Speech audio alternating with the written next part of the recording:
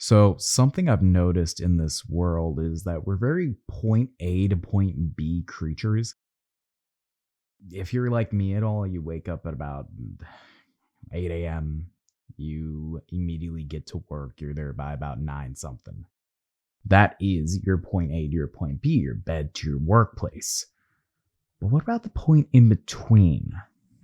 The if, as it were, the missing letter from the alphabet that we don't really attribute to a lot. What about that point?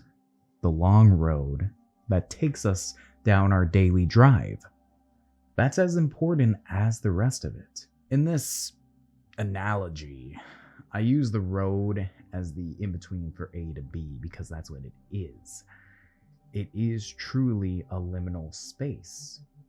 A liminal space is essentially just the point in between points.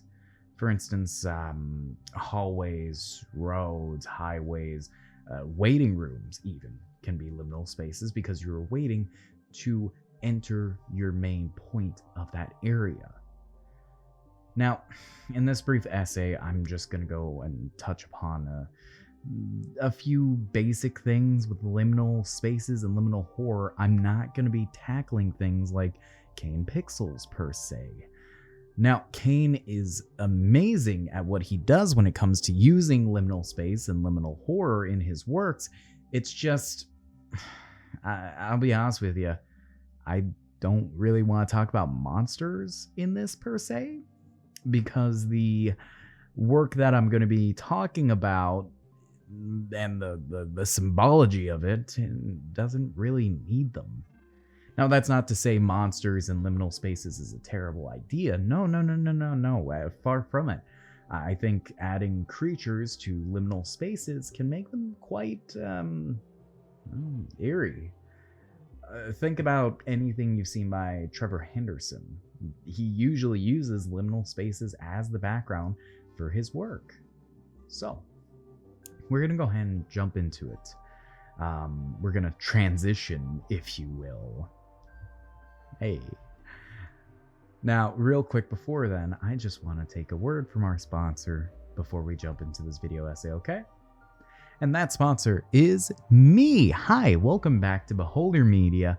Good to see ya. Now, let me be perfectly clear. Now, I want to thank everyone for the reception I got on the last video. I quite frankly didn't imagine anyone watching it, to be honest with you. So I was just kind of expecting, okay, 5 people will see this. I'll just continue on. I'll make a few more videos and blah, blah, blah, blah, blah. But now we've jumped in subscribers. We've jumped in views. I'm getting a lot of feedback from the community. Hopefully the mic quality issue is fixed now. But here we are. Professional go about with it again. And yeah, I just want to say thank everyone. Hey, thank you guys so much. You guys influenced this video too. In my community posts, I talked about, hey, do you guys want me to keep talking in front of the camera? Do you guys want the next video to be about liminal spaces or Minecraft? I already had both the scripts pretty much done, so don't even worry. I mean, you're going to get 2 cakes anyway. You're going to get your Minecraft. You're going to get your liminal spaces. But we got liminal spaces first. I'm actually really excited to dive into this. So how about we stop yapping about and we get right back into it, okay? All right. So liminal spaces are transitionary spots. Big whoop, who cares? Well, yes, liminal spaces can be very everyday in itself, if you will. If you look at a space that is quite dark and alone, that once used to be used, it's now become liminal. Yeah, I mean, yeah, look at a road. Oh, who's freaked out by a road? It's a road. Have you seen some roads in the middle of the night? Dude, I hate driving in the backwoods. It is so freaky. Especially because, like, I don't like driving without light. It freaks me out all the time. A deer jumped out from me one night, and that totally changed everything. I'm terrified of driving on roads without anything, you know, laying the way besides my headlights. But liminal spaces cause a very specific feeling, if you will, depersonalization. It's lack of personhood that makes these spaces very odd, because that lack of personhood that you find yourself with really amplifies the loneliness, of course. I mean, no one's there. So, liminal settings, like in Skinamarink, give you a very specific feeling when you watch them. You don't see the kids. You don't see the monster. I know I said I'm not going to talk about King Pixels, but I'm talking about Skinamarink. It's just because Skinamarink is... you never see the monster, and it's... yeah, so that's my pass on that. Skinamarink is an okay example of liminal horror, yeah. You just see the spaces. You just hear the background music. Occasionally you hear the kids talk, but it's not any less unsettling. It's just two kids alone in a house. You just get this feeling of wrongness when you look at a liminal space. At least if you're someone like me, I always get this inane feeling of just wrong whenever I see them. And it's because I know deep down, this used to be full of people, maybe. Or maybe, just maybe, people had some happy memories here. And now it's gone. It's just something you pass on your day-to-day. My town has quite a few liminal spaces, I'll be honest. A few dead malls, businesses going bankrupt, and slowly downsizing the space that they need. Walking amongst the space is like witnessing a dead giant. And I'm just walking through its ribcage. It's a feeling. It's something. I don't know how to further describe it. To pivot to the proper side of liminal spaces, I'm going to talk about the Backrooms. And we're going to talk very specifically about the Backrooms. I mean, the original Backrooms, the ones that were actually recently discovered to be in Wisconsin. For those of you who don't know, yeah, the Backrooms photo. We found out where it comes from. It's from an RV track place and a hobby shop during its renovations. Mystery solved. Okay, so let's talk about the Backrooms real quick, because I'm sure there's people here who don't know what the Backrooms are. I'm sure there's people who are looking at me like I'm an idiot. I'm sure there's plenty of people who do that anyway. So we're gonna just read off the original Backrooms post real quick, okay? Just so everyone's up to speed. If you're not careful, you no-clip out of reality in the wrong areas.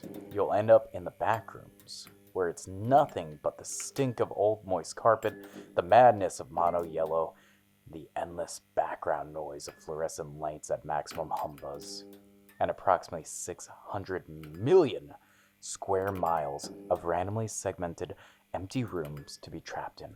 God save you if you hear something, because it sure as hell's heard you. The Backrooms is truly the ultimate start of the liminal space movement as we know it. There's not really much else that you can say started this. I mean, yeah, there's the pool rooms and stuff like that, but the Backrooms really shot put it into the public eye. What if you were stuck in an empty, lonely god that has no care for your existence? That's the ultimate question posed by liminal spaces, I think. I use the term gods very loosely, as I see the horror concept of liminal spaces as their own being that we're witnessing. Something that's taken on its own life, something that's taken on its own meaning, and now that we no longer use it or care about it. The spaces have basically created their own self. They are the beginning and the end of themselves at their own time, in a way. Trying to navigate geometry that's familiar, but also very, very alien, and trying to just witness these gods in their full intent can be pretty maddening. The Backrooms are large, they're extensive, they're repetitive. If you want to go further, there are layers to the Backrooms that people make. But personally, I'm going to stick with the original interpretation where it's just one layer, as it were.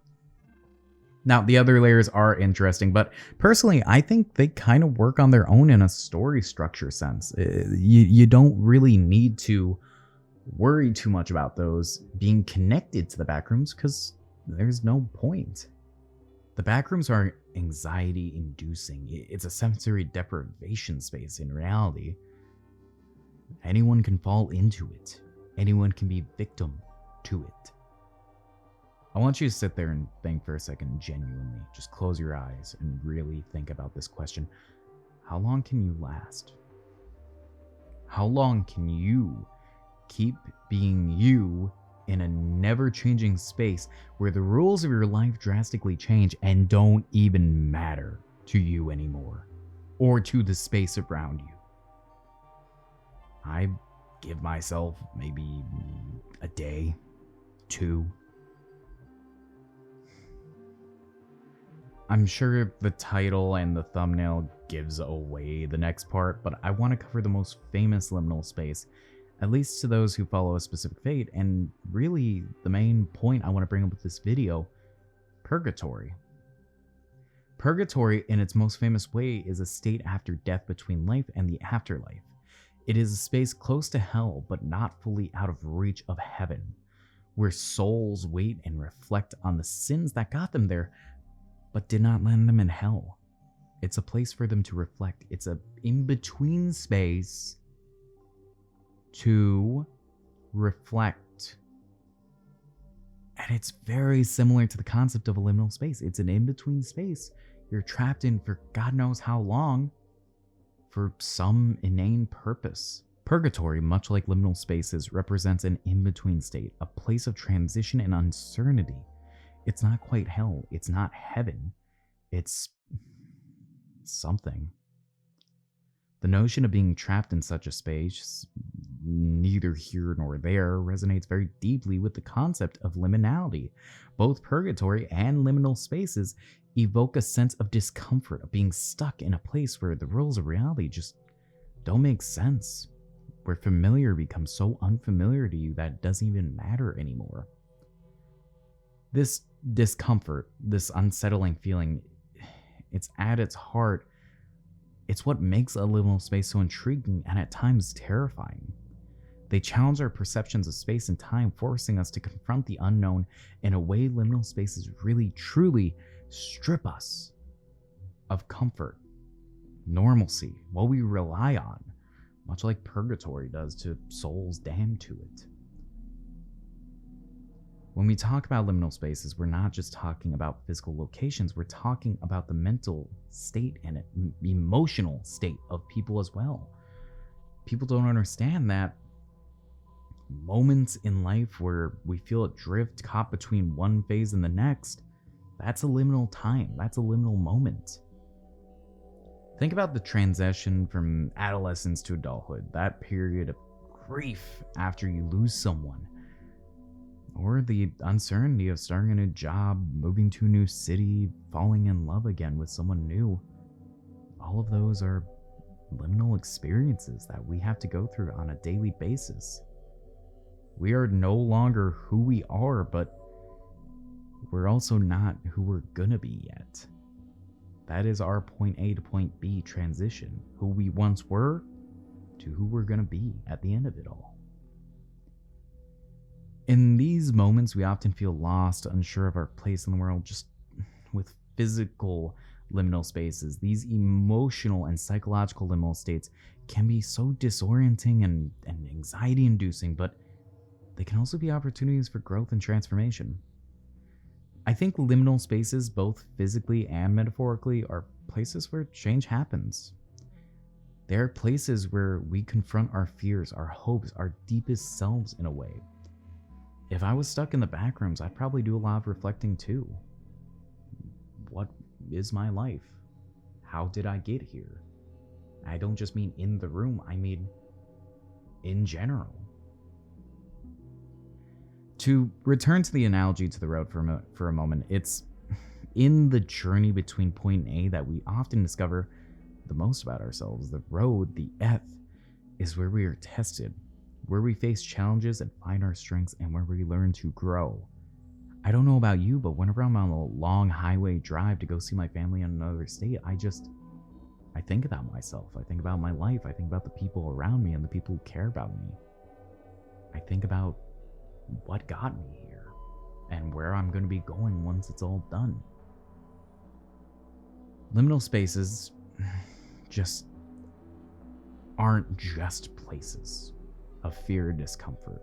I know I kind of make it seem like, this video is going to be about just how liminal space is a terrible purgatory that, like, no one can ever escape. I don't want to end the video that way. I want to say that liminal spaces, if you can really find the comfort in them, because like I said, I find a lot of fear in them, finding the comfort in the liminal is so important, because you can stop, sit back, and think, this is just the in-between for this space. This is just the in-between for this god. It will be reborn, and people will have great memories here. People will flourish here. Liminal spaces truly teach us to embrace the unknown. They really, truly teach us to be human and experience. So I just want to say, the next time that you find yourself in a liminal space, whether that's a deserted hallway, a quiet road, or just a transitionary period of your life, take a moment and pause and reflect. What is this space going to teach you? What can you learn about yourself in this in-between moment? Liminal spaces are unsettling, yes, but they're also so rich with possibility. And once you find your way out of that liminal space, you are going to find yourself much stronger at the other end of the tunnel. Now, again, I just want to say, yes, this video seemed very horror-centric, I'm sure. I'm sure that's what most people know my channel for right now. But I also want to take it to reflect on the deeper meanings of these things that unsettle and scare us. Liminal spaces being a great example, because they have so much metaphor to them. Liminal spaces are truly, like I was saying, a truly great metaphor for moving on, for the change in your life. Now, again, the backrooms are terrifying on their own, but if you sit back, think about it, you can turn what was once a psychological horror concept into a beautiful metaphor for the change of a person. And again, you can also look at this back on the purgatory metaphor that I created earlier. Purgatory is an in-between space, but it's an in-between space where, as stated, hell, heaven do not combine, but the people in between can sit and think about their sins until maybe, just maybe, one day they are judged, forgiven, or sent to hell. Now, I do want to state I'm not religious, so maybe I'm totally misinterpreting purgatory, but as someone who grew up pretty Catholic, this is just how I was always taught it. So, hey, if I'm wrong, correct me in the comments. Comments are good for the YouTube algorithm, after all. But that's all I'm gonna say. I'm done yapping y'all's ear off. I'm sorry these keep getting longer. But hey, stick around, because next time I'm gonna be talking about Minecraft, the horror of loneliness, and that's gonna be truly horror. It's not gonna be all metaphor. And after that, I got some fun stuff cooking for the audio drama field. So stick around. Thank you for coming around and giving me your time. This is Beholder Media, and we will see ya.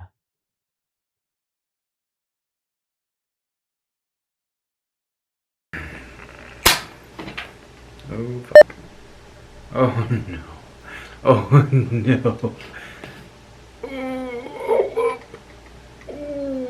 Hold.